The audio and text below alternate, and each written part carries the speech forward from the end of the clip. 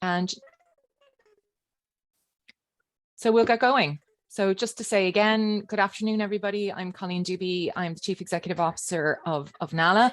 And this is one of our many webinars that we're having during International, not Literacy Day, but International Literacy Month. And this particular webinar, we're looking at the role, a really central role that libraries can play in communities, particularly raising awareness and enhancing literacy.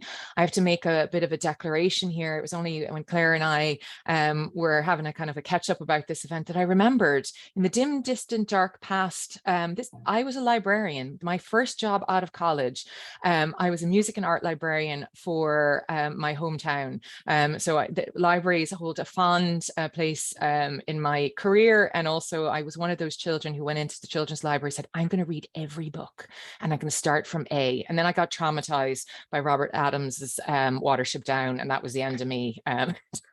Stuff getting through the library. So anyway, enough about my experience with libraries. I'm delighted, firstly, just to very briefly introduce our panel today. We're joined by Trish Nolan, who is Executive Librarian in Carlow Libraries, and she also wears a new hat as a NALA board member. But today she'll be talking about the recently launched strategy that County Carlow has to build a literacy-friendly County Carlow. Followed by Trish, we have Patricia Scanlon, who many of you know as an author, as an editor, and a former librarian. So Patricia is going to talk about, her experiences as a librarian and how that, I suppose, inspired the Open Doors series that NALA has been collaborating on in the recent past.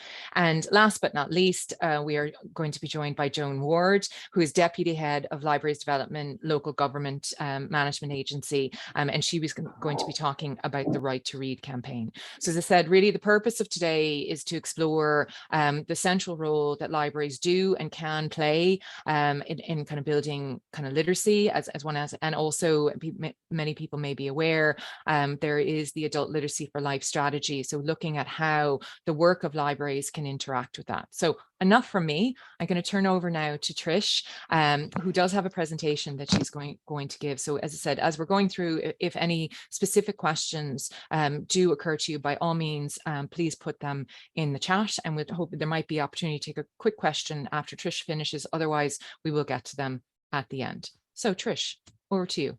Thank you. Good afternoon, everybody. Is that everything working there? Okay. Yeah, as Colleen said there, my name is Trish. I work in Carlow Libraries, and I'm going to give you a little bit of information about our literacy-friendly County Carlow project. I'm just going to share the screen now, hopefully.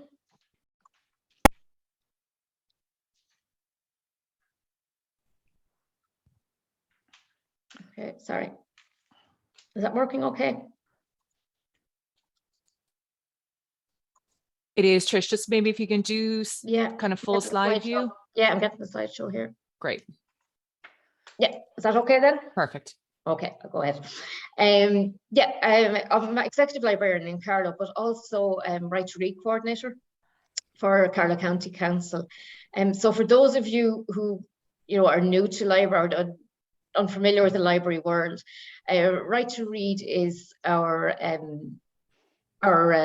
organisation. Is a national initiative. It was first mooted in putting people first, that action programme for local government in 2012. And then it was actually launched in 2017, and that's when it kind of came about in the libraries.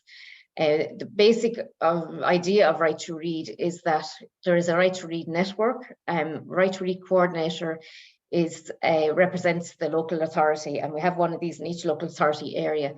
The Right to Read coordinator is a library person. It's based in the library, and we form a network maybe of 4 or 5 people, meet a few times a year, and look at the area of literacy and how we can develop programs, how we can improve, collaborate together and raise awareness of the whole area. In more recent times, our public library, the current strategy, has a program. Its very first program in this strategic program is on reading and literacy.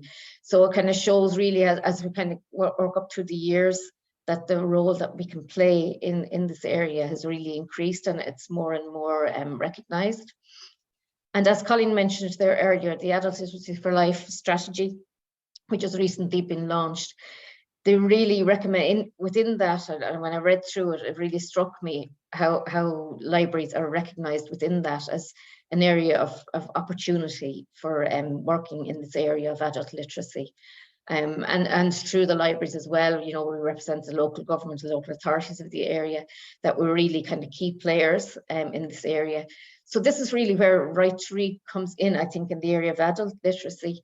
That we do have a role to play. We have networks in place who are, you know, are working really well, and there's a lot we can do in collaboration with other partners.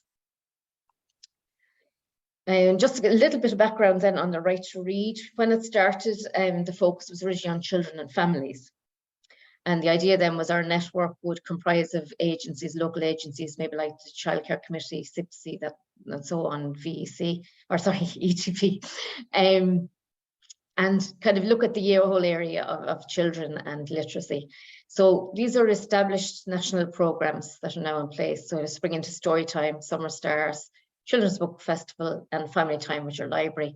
They're ones that you should be, you know, anyone who knows libraries will be fairly familiar with them at this stage. I just put Story Streets there. In Carlow, we had a look at a family learning program. And this is something we developed a few years ago. We ran a pilot. It ran really well, and it was, you know, very warmly received. It was collaboration between family resource centres and the library itself. Behind it all, really, we wanted to get the adults to engage with the libraries. And I suppose it's a way, really, you know, with the family learning programme. There are a lot of people, it strikes me, you know, looking through adult literacy, how many people come back to learning because of their children. They want to help with homework, they want, you know, grandchildren and so on. So it was an opportunity here to engage those adults through their children. It worked really well with the family resource centres. They're the professionals in this area, if you like. So we were able to access people who are really in need of support. Yeah, it was a great project. It's a model that can be easily replicated. And I think, again, the all strategy, family literacy is mentioned. This is a model that actually would be very useful in this area, engaging everybody. We're actually running out a second iteration of this now in a few weeks. And the focus here, we're actually have more of a literacy focus in this one. So all the facilitators will have literacy awareness training. And the regional coordinator who's recently appointed for, hello Helen if you're there, who was recently invited by Kate's ETB to roll out the strategy. She will be giving literacy awareness training here and offering support to the facilitators, more importantly, as the programme goes on. So if there's anybody identified who needs help or support, that will be put in place, or we can identify and help in that area. So that's just an aside there. In the area of adult literacy, this was introduced into the Right to Read network, if you like, about 2019, 2020. So we started off with the children and then introduced the adult area as well. The initial offerings, or the initial objectives, were to provide access to resources within our libraries, you know, appropriate reading material, e-books, audiobooks, and so on, online resources. Library tours that would be for tutors and their groups of adult learners to come in, have a look around the library, and really to, you know, to take the fear out of that. Language supports, similar to, you know, resources in this area, maybe hosting classes and so on, and access to computers, internet, classes. A lot of libraries can provide classes and can host those as well. So these are all areas that the public library system can actually help in adult literacy and in improving and collaborating with local agencies. What we did as a network then is we had to kind of think about right? Those are kind of 4 objectives that were actually within the library building as such. But as a network, was there anything else we could do to, expand the offer? Was there any way we could do that? Just to go through, we know we have the ETBs with the statutory responsibility for training in this area, NALA themselves, and then the Right to Read network, which again is firmly established. So what could we do? Is there anything that was within our remit as a group to deliver? Again, taking out the capacity of the group as well, as we're it's an extra network that people are involved in. So what could we do? And so we had a good think about it. And what we came up with was raising local awareness. We felt this is an area that really, I wouldn't say miss, but maybe a gap in provision. And it's an area that really the local libraries and the local Right to Read network can play an important role in. So this is where the Literacy Friendly County Carlow, this research project was kind of born, if you like. And the concept then is what we wanted to do and what we're aiming to do was firstly, make people aware, raising awareness at a local level of what literacy means. As we know, the modern, the more up-to-date description of literacy has changed. Sorry, I've gone forward. There we go. It has developed more. It's more about the basic skills of reading, writing, maths, and technology, and people having the confidence to use those skills. And it's got into the area of, say, family literacy, health literacy, and so on. It's really expanded. How the unmet literacy needs can affect the individual. So the common difficulties people would be in, say, filling out forms, using e-resources and so on. And when these are addressed, it can really make a difference to their quality of life. And again, it's a society-wide issue. Low literacy levels can impact on the labour force, on poverty, and on engagement in society. So it was really that people can raising awareness of these issues and throughout the county that we were focused on. And who we wanted to raise awareness with was those, especially, firstly, those with unmet literacy needs. Identify maybe they have the need, where they can get supports and how to access those supports, most importantly. Awareness of the public, awareness of this issue, what they can do to help, and what benefit this will lead to. And again, managers of businesses and organizations. We had taken the decision early on that we would kind of focus in this area because we felt this would actually be, a real in that we could actually, if we got managers of organizations and businesses to take this on board, we would actually be able to reach an awful lot of people quickly, maybe more quickly, and in a way that was more structured. Managers then, from a staff point of view, improving literacy services and so on, can actually lead to improved communication within the workplace, and also can lead to, people taking up promotional opportunities and so on. And from a customer point of view, if your staff are literacy aware, they're going to have a much more welcoming environment for your customers, which can only kind of improve business and improve that for yourselves. So we just had to wait for funding, which happily arrived in 2020. We got the Dormant Accounts Fund. So we actually were able to develop the concept and work from there. Unfortunately, COVID hit, so it delayed things slightly, and it proved a little bit more difficult than maybe it should have to to access different areas and different people to interview. But we got there. So the project plan. Firstly, it was commission research. So we commissioned an independent researcher to carry this out, because it's very important that you can have accurate and reliable information to work on for any initiative, basically. We wanted to develop a resource pack, which would provide tips and guidelines for services to become literacy friendly. Our initial idea was to produce an interactive video for our website, but really as the project progressed, we discovered, and we readdressed this, and what we've done is we prepared a series of videos that could be kind of more widely used by different agencies, and I'll show you one of those later on. The three of those, two were kind of business-based, one from a staff perspective, one from an employee perspective, and the third one is a more general one, which I'll show you now shortly. And plan a media campaign. This is probably a little bit ambitious. We have launched the project, but I think we'll have to take kind of short steps or baby steps, if you like. The media campaign, we would actually need more funding, and so to actually roll it out, as we would like. So come on to the research. The researcher was very dedicated to the program, and yeah, it was really great and carried out a lot of work for us.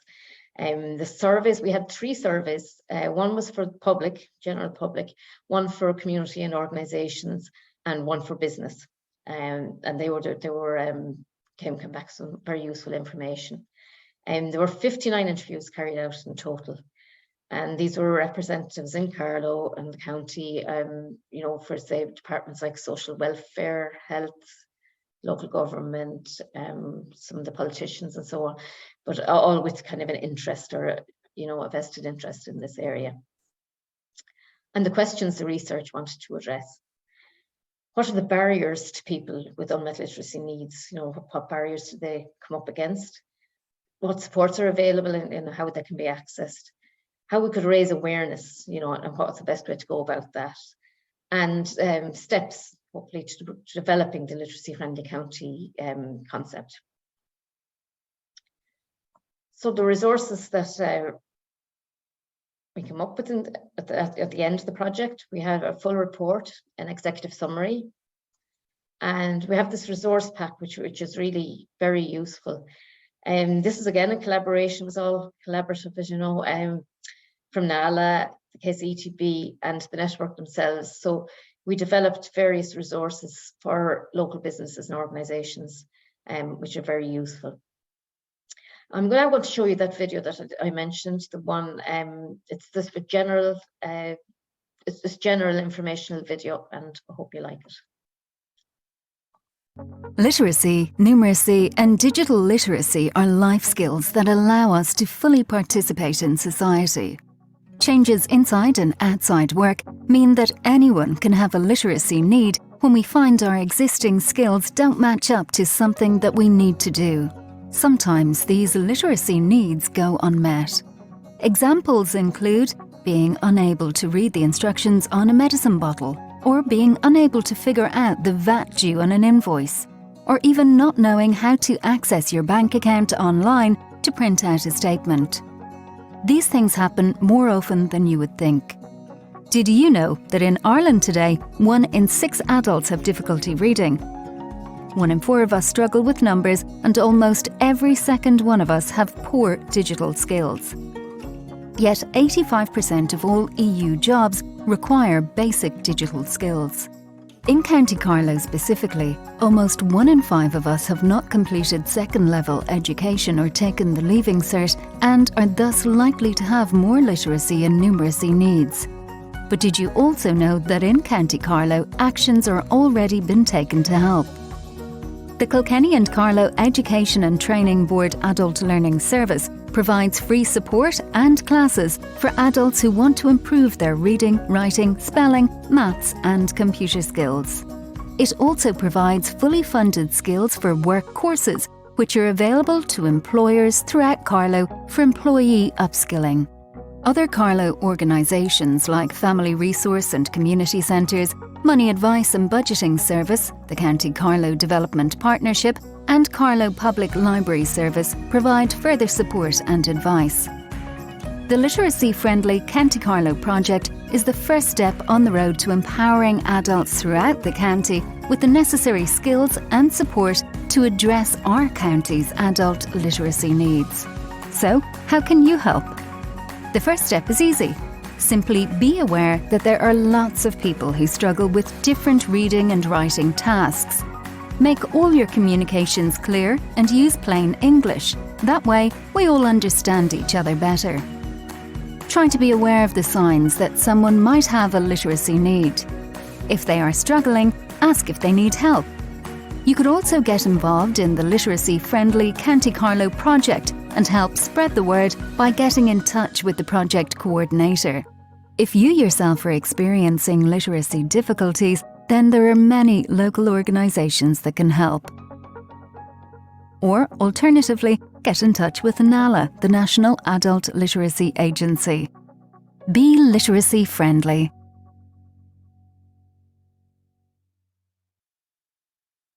Now, just to say, yeah, we put a lot of work into those videos. There's another two, and we made, we worked really on the language there and the plain English. So I hope you found that interesting. And the other two are along the same vein, as I said, but one for business, for employees, and the other one for customers. And so just have a look then at the actual outcomes of our research. And we ended up with 6 recommendations in all. So just to go through a couple of those.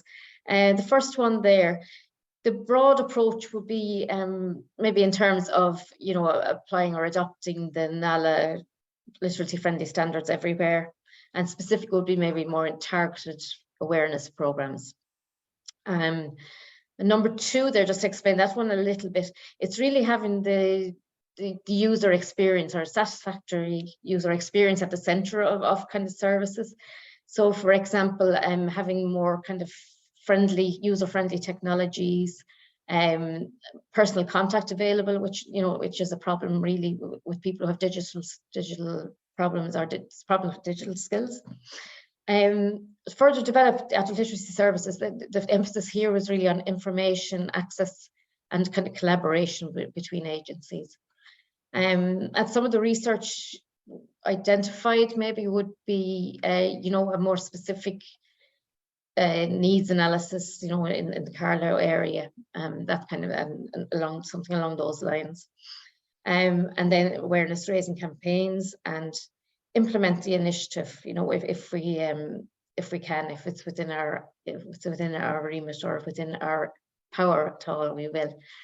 Okay, outcomes as well. On top of that, there was increased collaboration. So between the network members, we really put a lot of work into this, and we had kind of different working groups working on different areas. So that really increased the collaboration between us, and also then between the library service, ETB, and NALA themselves. We did a lot of work here, developing the brochures, flyers, plain English editing, and so on. And there was recognition of the library role. I felt really that, I'm here today, so that shows a lot. And it raised the profile locally with our council management and the elected members. And they really warmly received the report.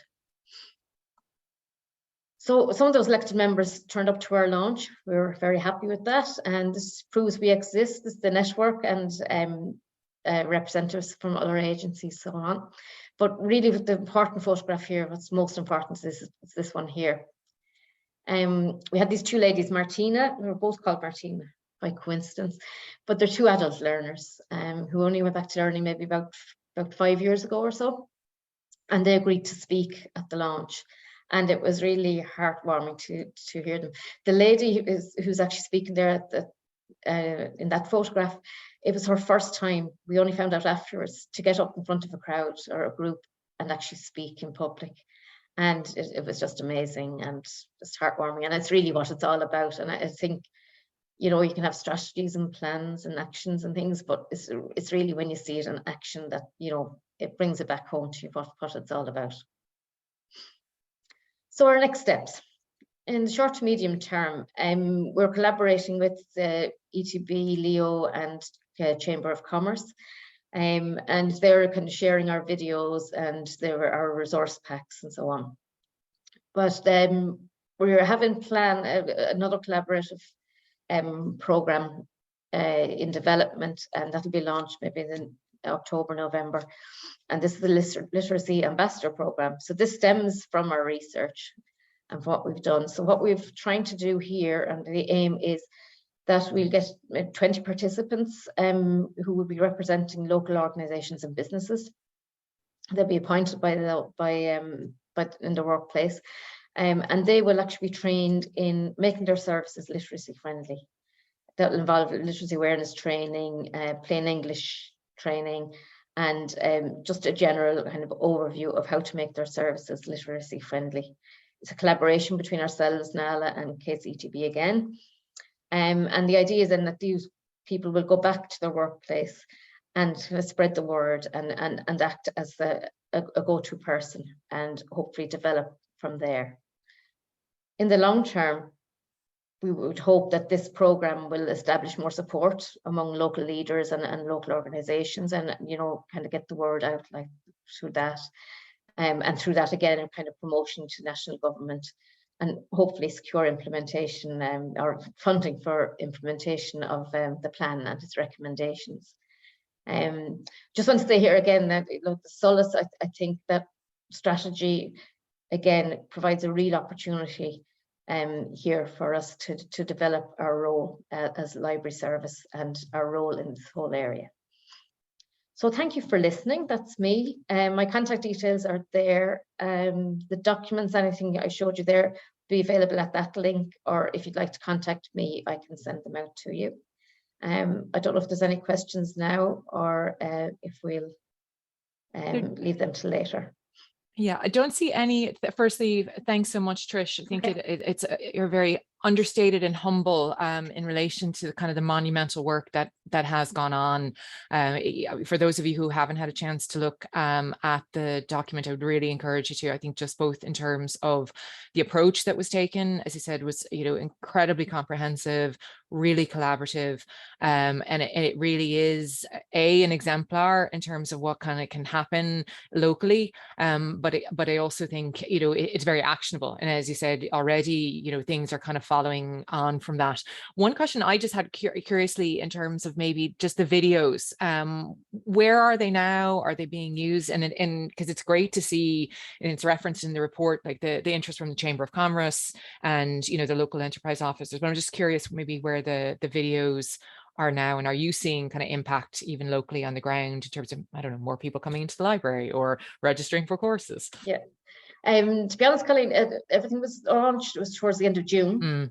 So what we've done is we've made a decision to kind of hold back a little bit. We did a little bit of initial initial launch, and we launched the videos initially, but we held back a little bit. I was waiting to get this program underway for the literacy ambassadors, because we feel that that would be an opportunity for us to kind of get a bit of traction, if you like.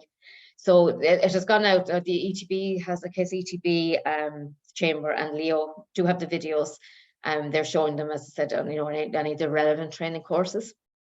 But we will be kind of putting a push on from now on. There'll be a greater push, and if anyone wants to share them, they're more than welcome. Great. Okay. Well, listen, maybe some more questions will come. I think there's some, really supportive comments in terms of commending the work that you've done. And as I said, it is a great example that I think even other counties, you might consider. So thanks, Trish. So we're going to move on now to another Trish, Patricia Scanlon, who in a previous life was a librarian herself, and Patricia's going to talk about, from her own experience, I suppose, how the role that libraries played for her and her, I suppose, professional journey, and her I suppose innovative journey, particularly leading to the Open Doors series. So Patricia, over to you, and hopefully technology is working now for you. Hi, and I just want to say that how impressive Trish is. I mean, that is a template for all libraries. I was just amazed listening to, wanted to be back working in the libraries. I'm coming down to you, Trish, down to Carlo. But yeah, I worked in the libraries when I left school, and we always knew if somebody came in, and it was in the old days, as my nieces call it, and you gave them a form if they wanted to join, and they'd say, I'll wait until I go home and do it. So whenever that happened, I'd always say to somebody, well, would you just like me to show you around the library just to see what's here? And just try and kind of make them feel very comfortable, because a lot of people with literacy issues are not at all comfortable coming into library bookshops. So there was very little actually resources when I started in the late 70s, and it was published in 1990, but I was still working in the libraries because I couldn't give up the day job. I couldn't afford it, and not that I wanted to anyway, because I really enjoyed my library work. And I remember one day in Finglas Library, a man came up to me and he said, I've gone back to adult literacy and I'm fed up reading Tom and Mary Go to School. And have you got anything that would kind of interest me? And our resources were so poor. It was embarrassing. I was embarrassed actually to show him on our adult literacy shelf what we had. And I remember saying this to the adult literacy organizer in Finglas, and she laughed at me. She said, will you go and write a book? I said, all right, I will. And it took me, because I was writing a book a year at that stage, it took me about 18 months to write it. And it was the hardest book I ever wrote, because I had to remember that I was writing for adults, highly intelligent people who just had slipped through the net through missing school or literacy problem or dyslexia or problems like that. And so I wrote Second Chances, and I was very, very worried about the reception, because this was something very new to me, and I just hoped that I'd be able to help in some way to encourage people to read and to bring into their lives the joy of reading, because we talk about life skills and digital skills and all of that, but for me, I think the joy of reading is really important. I just want everybody to be able to get into a book, to escape from their own lives and get into the lives of the characters they're reading about and enjoy it. So I was conscious that I had to write a page turn for adults, but with accessible language. It was before the days that we knew about plain English, and that, you know, the sentences were quite long. As I went on my journey with literacy, I learned so much. So anyway, it got a great reception, and the classes, we launched it in Finglas Library, and got great feedback. And I remember some saying, you know, tragically, not everyone is a Patricia Scanlon fan. We should have a lot more authors doing this. So because I'm friends with quite a few people, I just told them, the ones I was friends with, like Sheila Flanagan, Kathy Kelly, Marion Keys, I said, girls, you're writing a book for us. I asked Maeve very politely, and of course she said yes. She was amazing. Roddy Doyle said yes. And it was the most exciting thing. Manuscripts back. Now, at that stage, you know, some of the authors forgot they were writing for adults with literacy problems, so they had to be well edited, and that was when I found the concept of plain English so helpful. And also, like, we don't use contractions. We're very careful with our punctuation. I remembered I used to be going out to the literacy groups, and I remembered a man saying to me once, I love poetry. And I said, why is that? And he said, because the sentences are so short that you can remember them. And that really gave me pause for thought, because so a lot of our adults would be reading with their fingers under the word. And one man said to me, he'd forget what he started reading. So that's when I realized we had to do short sentences as well as the very accessible language. And so now we have 40 open door books, and they're just so popular with all our readers. And then we decided that it was actually thanks to Edwin Hegel in New Ireland, who had a great social conscience at the time, because literacy wasn't popular. You know, nobody really wanted to get involved in writing or in publishing books that wouldn't sell commercially.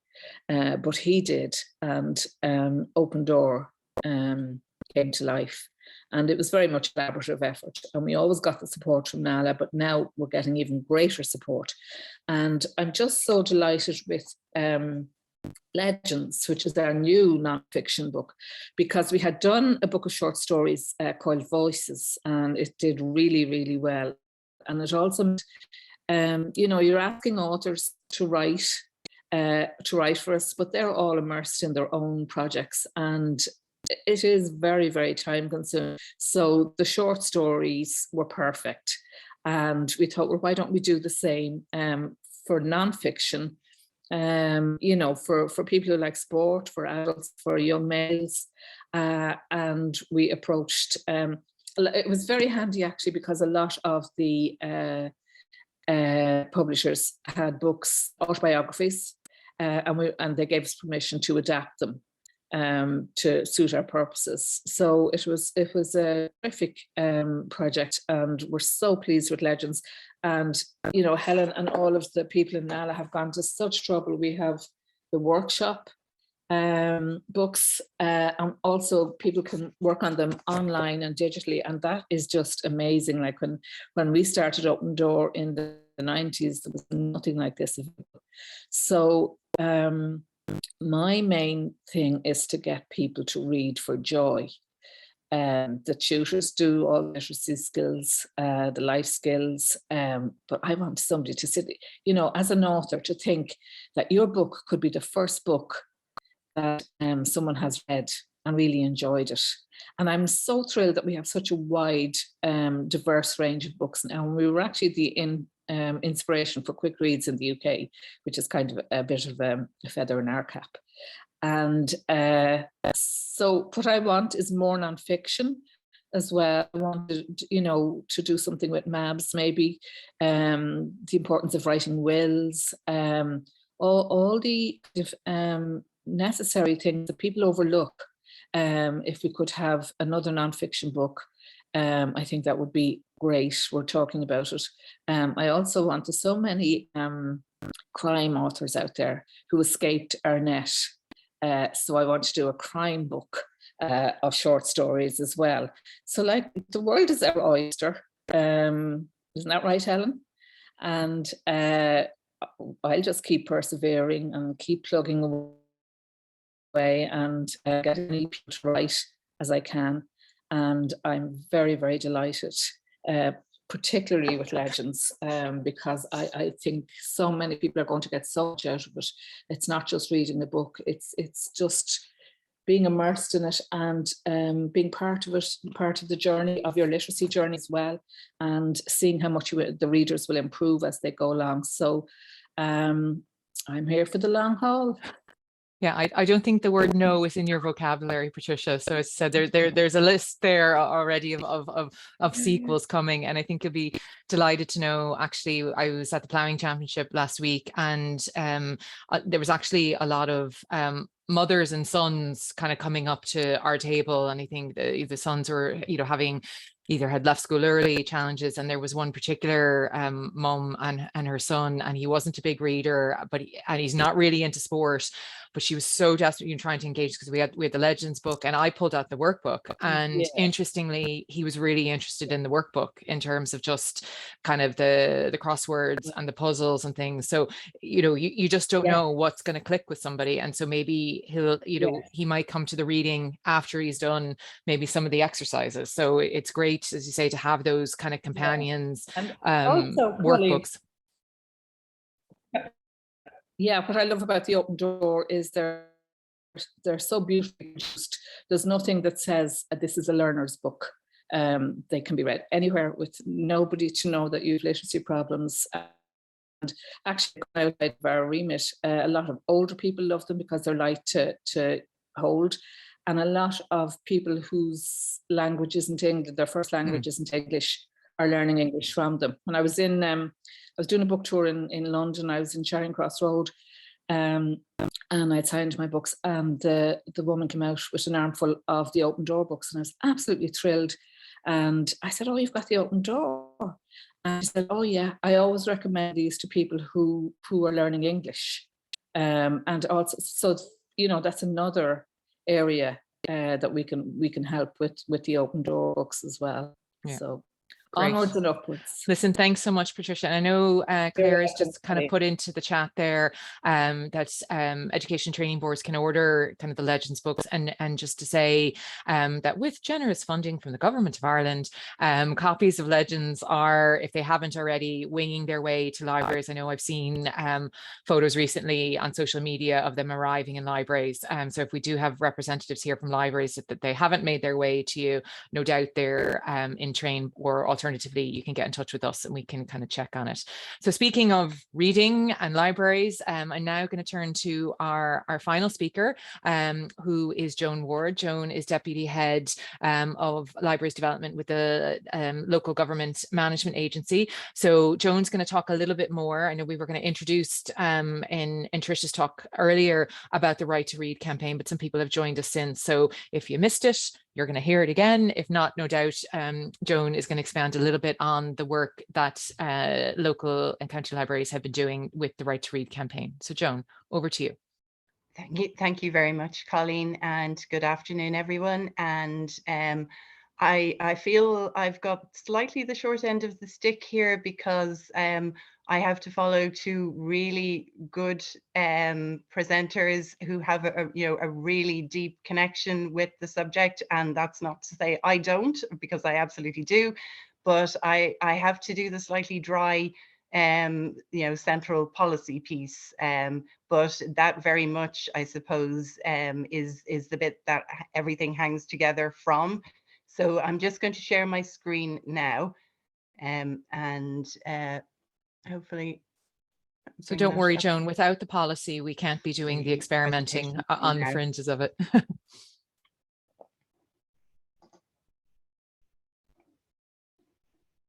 Okay, so is that yeah, we can see it. Just you might just put it into kind of slideshow view. Need to go back up to the start. Is it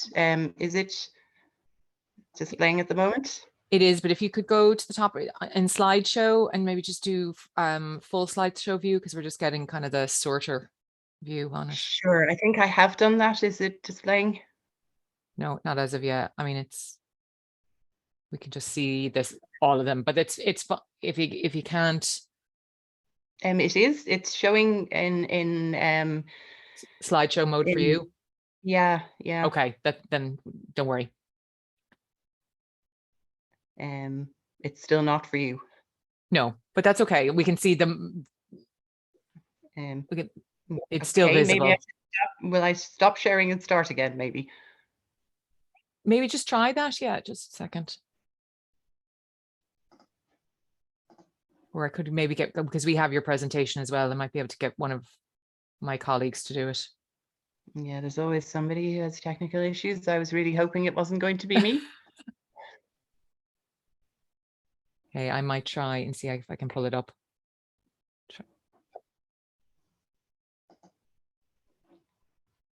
Okay, I've redone it again in the hope that that might make a difference. It's fine, Joan. Everybody. Yeah, go ahead. Yeah, it's fine. Is it displaying properly? No, because I've stopped and started. But anyway, I'll go ahead. Maybe the technology will catch up with me at some point. Yeah, as I said, I'm Joan Ward, and as Colleen has also said, I'm Deputy Head of Libraries Development in the Local Government Management Agency, and our role is to work with the public library services in the local authorities and with the Department of Rural and Community Development, who have the government policy role for public libraries, and we work to implement the National Public Library Strategy. And as Trish has already mentioned, the Right to Read programme has its genesis, I guess, in the Putting People First programme, and also the programme for government 2011 to 2016. And it's an initiative which has been embedded in the current public library strategy and the previous public library strategy. And the overarching aim is delivering a more systematic literacy and reading development support across the local authorities in the geographic sense, as opposed to the actual structure of the local authorities.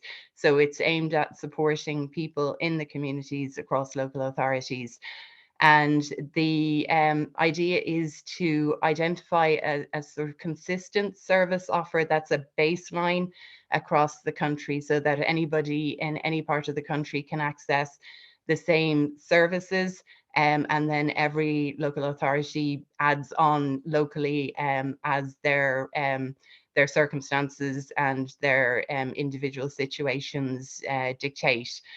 So it looks to bring together knowledge and expertise of staff in local authority services, and also to bring in local agencies who are working to support literacy and reading development. And it ties in with national strategies, so with key strategies like the Department of Education's National Literacy and Numeracy Strategy, which is a new version of that is due out shortly, with the Department of Children and Equality's First 5 cross-government strategy, and now with the new Adult Literacy for Life strategy, which Trish and Colleen have mentioned already. And how it does that principally is there is a National Right to Read steering group, which is chaired by the Department for Rural and Community Development, and it has representation from the City and County Management Association, so chief executives of the local authorities, from the Department of Education, from the Department of Children, from NALA, and from the Strategic Programs Committee of the Local Government Management Agency, which is the committee, the sectoral committee. So it's county librarians, senior executive librarians, and ourselves in the LGMA working to implement the National Public Library Strategy, and there are representatives of that committee on the National Right to Read steering group as well. And also Sport Ireland, which is gives another dimension to the Right to Read programme. So the programme is then led in each local authority by the county librarian, and Trish has already given a completely shining example of a Right to Read local network, which operates to promote cooperation and engagement, and I'll go a little bit more into the role of the network shortly. And then the whole thing is really brought together by a Right to Read coordinator in each local authority. And they're in the library service in each local authority, and they're responsible for implementing and coordinating the programme in each local authority area. So as I mentioned, the Right to Read networks, and as Trish has already illustrated much better than I will be able to with a few bullet points, but it's a network that is set up to be sustainable and to be a formal structure, so that the real aim is to try and bring everybody together in order to be able to identify and reach the people and the groups in the community that are most in need of support. It's led, as I mentioned, by the county or city librarian, and often the actual group is convened and coordinated by the Right to Read coordinator, as Trish does in Carlow. So the network should include representatives from local authority directorates that might have a role in literacy support, and also crucially local agencies and organisations. And there is no prescriptive formula devised at national level as to how many agencies and who they should be, because every local authority situation will be different. The key objectives of the network then are to reach the members of the community who would benefit most from the support, and having the representation of all agencies and bodies and community groups that are involved in literacy support at that table, at that Right to Read network table, really helps to expand the reach and to gain access to the people who really need the support. And then there's also the role of informed signposting and promotion, so that there's a kind of structured cooperation across the network. and that facilitates then, cooperation and development of collaborative supports, and also joint services and activities and events across network partners. And my job in this is made really, really easy by the fact that Carlo have demonstrated all of that superbly. So just looking very quickly at the every year, the Right to Read coordinator prepares an annual plan, and then every year they submit an evaluation, and that's all collated into reports for the Right to Read steering group. Just looking very quickly at 2021, just to give a snapshot, and of course, as we all know, 2021 was far from being an ideal year to deliver any kind of a program. But just looking across the network, there were 222 partners.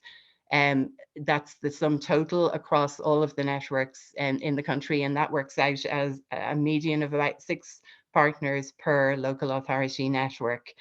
And there were, given the year that 2021 was, which I don't think any of us will ever forget, there still managed to be 61 meetings held by the networks across all of those authorities. So despite the challenges that were provided by COVID, the Right to Read networks continued to thrive, and all the information, obviously we haven't collated the activity for 2022 at this point, but all the indications are that 22 has been an even more productive year from the point of view of the networks.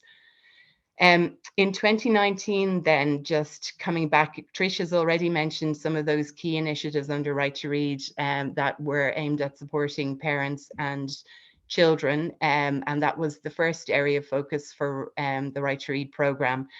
And so those 4 initiatives are growing all the time.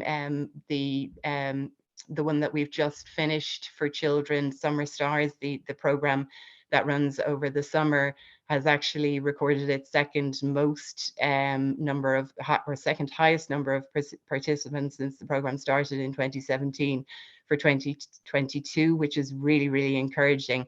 But those 4 programs, Spring into Storytime, Summer Stars, Children's Book Festival, and Family Time at Your Library, continue to grow, and the library services are doing fantastic work in growing those programs and increasing the number of participants across the year. But in 2019, under the steering group, the focus on specific services to support adults came into view, and a survey was done just to track the level of activity that was already going on in the library services across the authorities. And so the coordinators were asked to feed back in terms of activities that were in place at the moment across a number of different headings, 16 in total, and you can see them on, well, I hope you can see them on the slide. But just to give you a quick rundown, it's quick reads and other literacy collection material, online resources, digital learning classes, adult literacy material, printing and photocopying, free computer and internet access, audiobooks, library tours, ETB material, meeting spaces, books on CV writing and interview skills, book clubs, supporting literacy, NALA workshops, creative writing, ETB workshops, staff awareness training, One Book, One City, Citizens Advice Bureau material, and Plain English Awards. And there were 27 out of the 30 authorities responded at the time, and 26 were delivering quick reads and other literacy material, 24 online resources, 23 digital learning, 22 adult literacy material, printing and photocopying, and all the way down the line. So a huge amount clearly was already being provided across the services at that stage in 2019. And just in terms of the number of authorities that were offering the different numbers of services, so one authority was offering all 16 of the services. 2 more were offering up to 13 of the services. A further 4 were offering between 11 and 12. 7 of the authorities were offering 10, and all the way down to 2 authorities were offering either 5 or 3 of the services. So clearly there was a huge amount of supports being offered across the country in different to different levels, and maybe focusing in different areas. In terms of specific programs, 7 authorities were offering tours and events for ETB literacy tutors and students. 5 were offering book clubs for literacy and mental health audiences. 5 were offering intergenerational storytelling programs. 5 literacy tutoring programs. 4 were doing digital learning programs. 4 were doing literacy software programs, and 4 were doing a 6-book challenge. So at the time then, encompassing all of this, the steering group looked at what might be an offer to start rolling out in 2020 to support adult literacy in a more consistent approach across the country. And the idea at that time was that it would consist... No, Aisling, yeah. I'm on a webinar, work away. That it would consist of a number of key elements, including the existing resources, the online resources, but also looking at extending the tour, a literacy tour option for people, including ETB literacy tutors, but also individuals as well, that might be something that could be rolled out across the country. And also that we might look at a reading support. I hesitate to use the word challenge, although the 6-book challenge does call it that, because certainly when we're looking at Summer Stars, we deliberately do not regard it as a challenge to read. It's an encouragement to read. So it would be another reading encouragement promotion for adults. And so this was discussed by the steering group at the beginning of 2020. However, then, as we all know, straight away we ran into the issues around COVID. So it wasn't possible to deliver a sort of coordinated approach to supporting adults for the time when we were moving between lockdown and libraries were opening, closed, only able to deliver partial services. But they continued to provide all of those activities that were being provided to the extent possible over that period. So for 2022 then, and going forward, we have just earlier today concluded a meeting of the committee that I mentioned previously that oversees the implementation of the public library strategy programs. And one of the agreed actions from that meeting is that we are going to look to the Right to Read coordinators in the local authority library services to deliver a promotion targeted on voices and legends over the autumn period, which we would hope will include events, hopefully author events in branches around the country, and a targeted focus on raising awareness of those two really superb publications that Patricia has been so crucial in bringing to the shelves in the libraries. And as Colleen has mentioned, if those copies are actually on their way, if they haven't already arrived to library headquarters. And you can actually contact me as well if there's any issue in relation to having received your supply yet. But they will be coming to library headquarters first, so they may not have made it to branches at this stage. Now, so in terms of the Adult Literacy for Life strategy, libraries have a very prominent place in that strategy, which is really encouraging to see. So we are very hopeful that the implementation of that strategy will take place and will, commence shortly. We know that they're currently focusing on getting the structure set up in the program office and having the key resources in place before they move to implement the implementation. But under the strategy, libraries are seen as the first port of call and place to access information and resources about literacy. They're seen as providing vital access to digital and family learning resources. They have a role in adult numeracy support.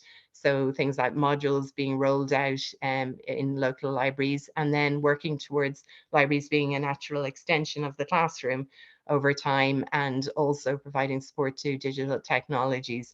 So for 2023 onwards, we would see our role in starting to implement or bring together some of those actions under the Adult Literacy for Life strategy. And of course, last but not least, our current public library strategy, our Public Libraries 2022, the clue is in the name, is coming to an end. So we are working at the moment on a new public library strategy from 2023 to 2027. And both the Right to Read programme and supports for adult services are a key element of that programme. And the initiatives will be ring-fenced in order to make sure that we can both continue the work that's going on at the moment, but also expand and develop the partnerships and the collaborations, and most crucially, the supports for adult learners. So thank you very much.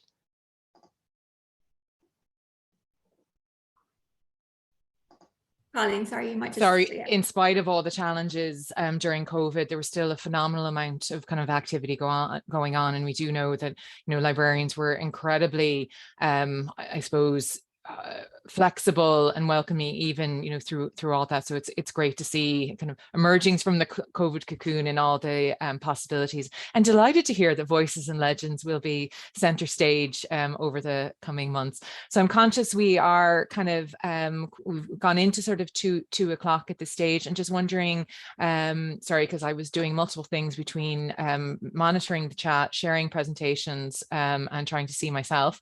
Just wondering if there are any questions from the floor or in the chat. I don't think there's any questions in the chat, but does anybody in the audience want to unmute yourself and ask a question to either of the panelists or to ourselves here in NALA? Or do you all want to start your day again?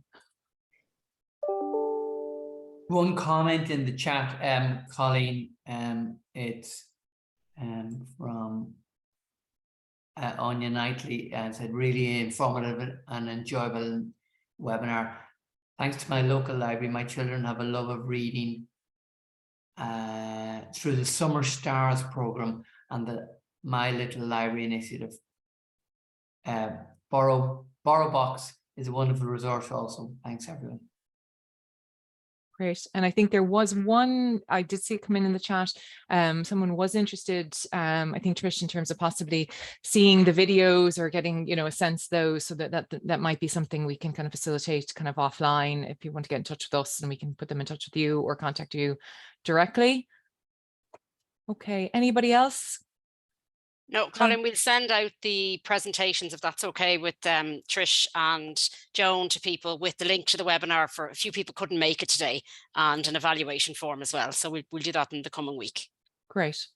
Well, listen, thanks everybody for your time. And I'd like to thank again our panelists, Trish, Patricia and Joan. I think just, for very comprehensively presenting the tremendous work that is kind of going on in libraries, inspired by libraries. And NALA is, really delighted to be collaborating, with the libraries. And I think, there's real possibilities in the future. And I think as Trish has kind of scoped out, with the work that's going on in Carlow, and I think, as Joan said, in the Right to Read campaigns in relation to just the networks, and, they take different different shapes, you know, in every place that they are. So we're really looking forward to seeing how that gathers momentum. And no doubt Patricia will be knocking down our door with her hit list of new publications. So listen, thanks everybody for your time today, and we look forward to seeing you either here on another webinar or at an event in the future. So have a great day, everybody.